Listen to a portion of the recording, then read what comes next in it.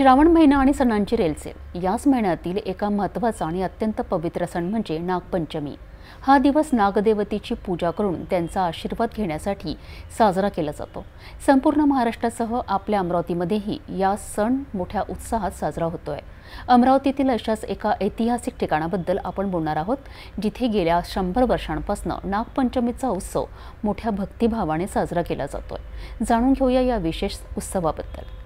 श्रावण शुद्ध पंचमीला येणारा नागपंचमीचा सण हा भारतीय संस्कृतीतील एक महत्त्वाचा भाग आहे। या दिवशी नागदेवतेची पूजा करून त्यांना प्रसन्न केले जाते। महाराष्ट्राच्या कानाकोपऱ्यात हा सण मोठ्या श्रद्धेने साजरा होतो आणि अमरावतीतही त्याला अपवाद नाही। अमरावती शहरात दस्तूरनगर ते बडनेरा बायपास मार्गावर असलेल्या श्री गोंडबाबा देवस्थान येथे नागपंचमीचा उत्सव गेल्या 100 वर्षांपासून मोठ्या उत्साहात साजरा केला जात आहे। ही एक शतकाहून अधिक जुनी परंपरा आहे। यावर्षीही देवस्थान समितीने अनेक धार्मिक कार्यक्रमांचे आयोजन केले होते। सकाळी लवकरच भाविकांनी नागदेवतेच्या दर्शनासाठी गर्दी केली होती।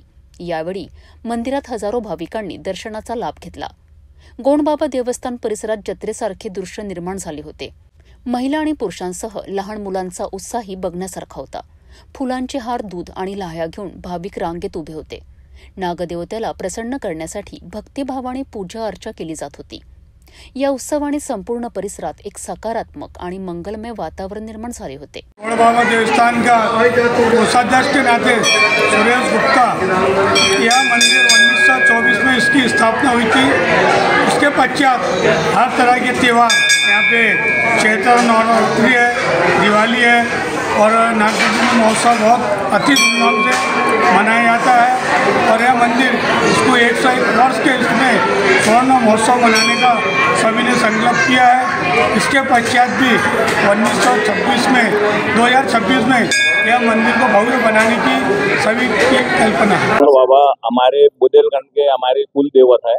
हमारे बुंदेलखंड के समाज के जितने लोग हैं, बुंदेलखंडी समाज के गोड़ बाबा हमारे कुल देवता है।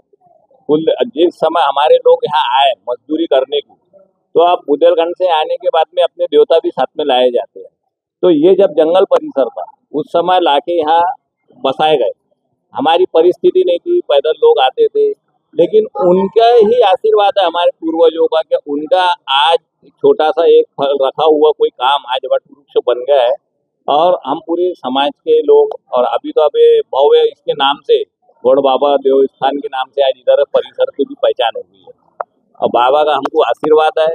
पूरे तेली समाज को, पूरे बुंदेलखंड के जो लोग हैं, ओनली तेली जितने बुंदेलखंड के हम लोग आए हुए हैं, सबके कुल देवता है और उनका आशीर्वाद हम पे बना है।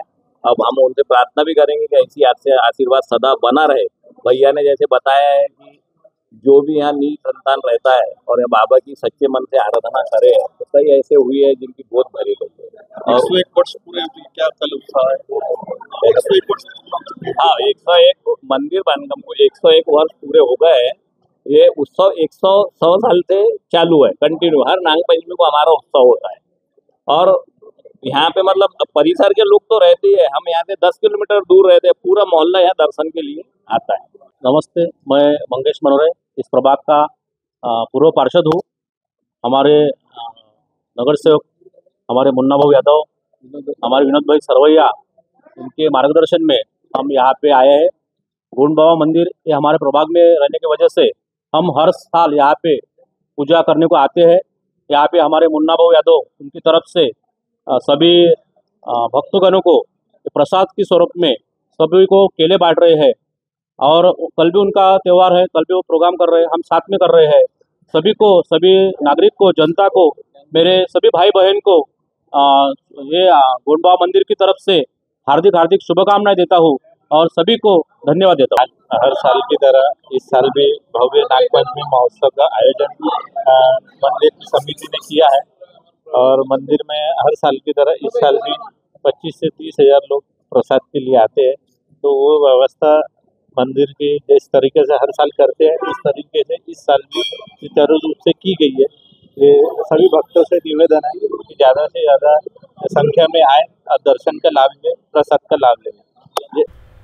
नागपंचमीचा सण आणि निसर्गाशी आणि विशेषतः सर्पांशी असलेल्या आपल्या प्राचीन नात्याचे प्रतीक आहे। अमरावतीतील श्री गोंडबाबा देवस्थानने ही 100 वर्षांची परंपरा जपून ठेवली आहे।